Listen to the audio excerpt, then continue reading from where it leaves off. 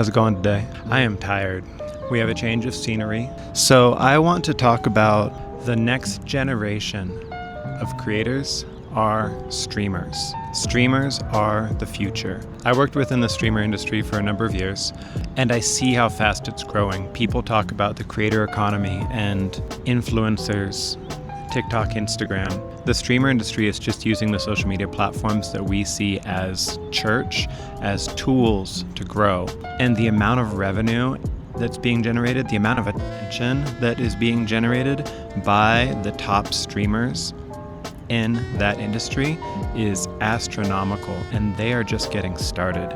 We're talking about teenagers pulling 9 figures a year, and they're independent, no contracts. They're owning their personal brand. It's amazing. I did a huge deep dive on the Streamer University after it ran, and the metrics were astronomical. Not to mention, they were teaching real facts. They were putting on game. During the Streamer University, they were sharing facts that people on Instagram and TikTok creators are still trying to figure out.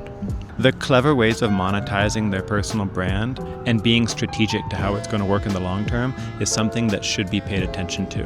MrBeast 10 years ago is something that should be paid attention to. We look 10 years back at what YouTube was. When we were first seeing the emergence of professional YouTubers, the big names that we know now, the small amount of market share that they had, just the buzz they were generating. This is where streaming is now. The clip farming, the aura farming, the out in the world, the just chatting, the Kai Cenats, I Show Speed, the fact that they're permeating every industry, and that anyone who is anyone in what I will call the attention economy that wants to grow is tapping in with these streamers. They are the new tastemakers, and they're so early in their career. The amount of market dominance that we're going to see from just this generation of savvy streamers is going to make our faces melt. Now, I don't work directly in generating revenue from views. That's not my industry. But if that is, you should pay attention.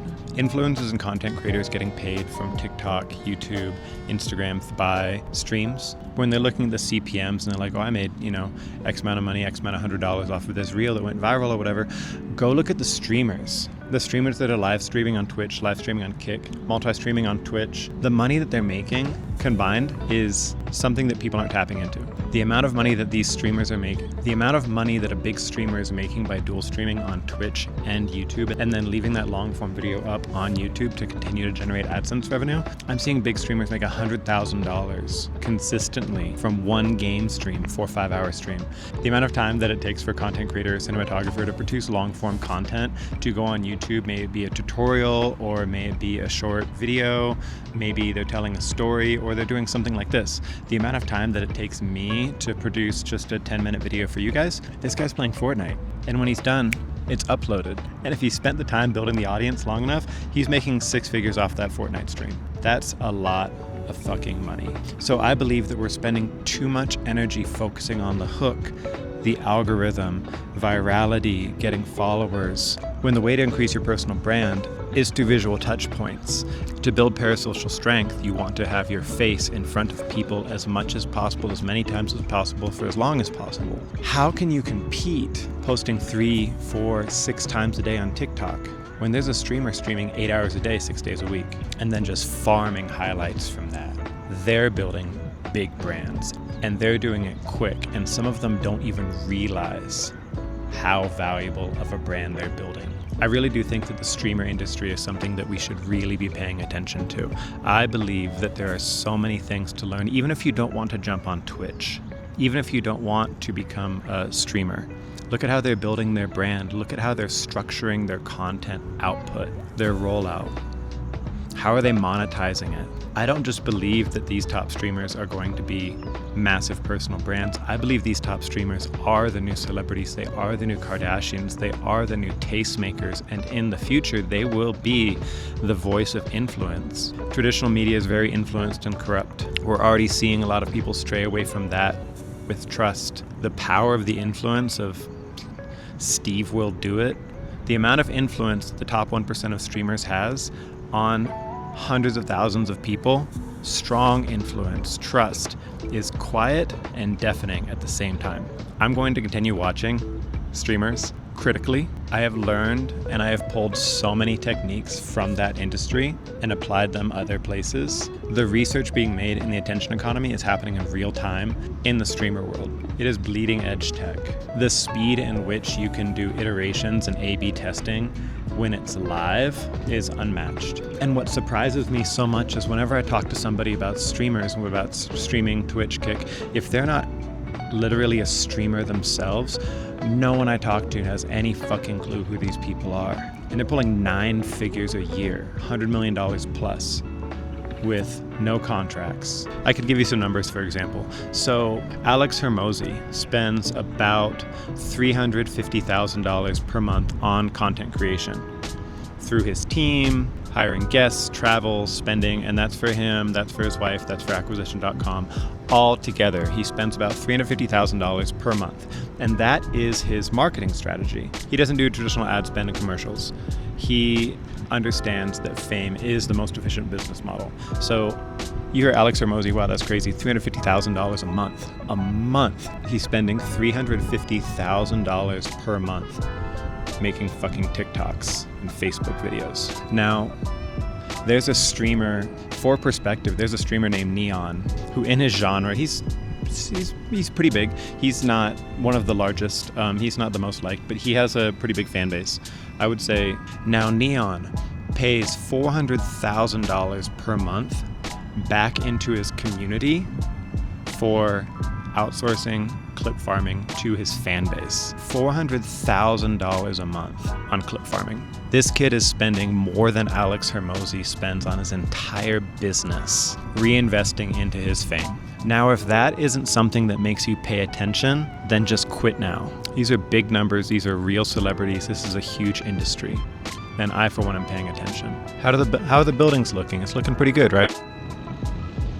Wow. It's a nice view today, huh? I was inside all day. I was up until 5 a.m. I stayed up very late working, taking care of some of the tasks I didn't finish Monday through Friday. And I was also trying to work on scheduling for all my content posting as well. The system that I'm having is just so draining. So yeah, I was up very late. Today I was just in the house all day, so I wanted to have a change of scenery. And I think it's a pretty cool view, right? That building does turn on. I don't know why it's not on yet, but it does light up. It's pretty cool. I thought maybe it would for the video, but oh well. I just wanted a change of scenery. I thought it would be nice out to bring you to have some fresh air too. I've just been thinking the streamer industry and how it's making these celebrities right in front of our eyes is just something that's been on my mind so much, and I want to open a dialogue about it.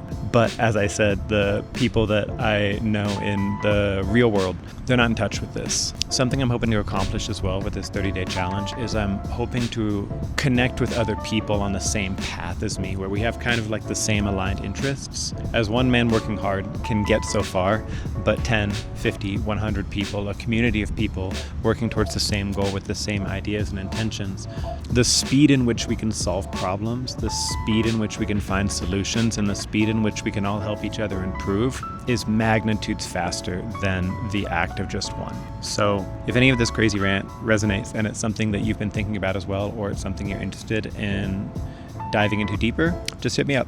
I think it's absolutely insane. When people think streamers, they think like the game streamers, like the kids that just play Fortnite or like PewDiePie or XQC or something. They absolutely paved the way. They needed an activity that people were familiar with so that they could get their foot in the door to build this industry.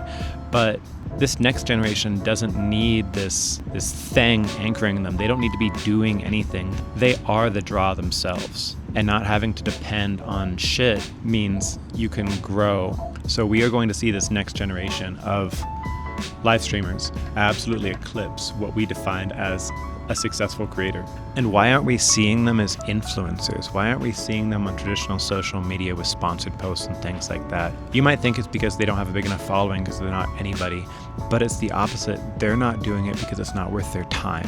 They're not doing it because there's something more lucrative that they can be spending their time on, and that is wild. Your goal, our goal, anyone out there that's listening that wants to be a full-time content creator and use that to pay their bills, they want to be an influencer, they want to do sponsored posts, they want to get a partnership with Adobe or something like that. The perspective that your dream isn't even worth someone's time that you haven't even heard of in an industry that is right next to ours. It is vend to what you're interested in. They're using your dream as a tool to accomplish their goal. I say a lot that you need to zoom out, and I think this is a zoom out moment. We could focus so much on the hook, we focus so much on the content. I think it's time to zoom out and look at these giants that are right next to the industry that you're in. And yeah, that's about it.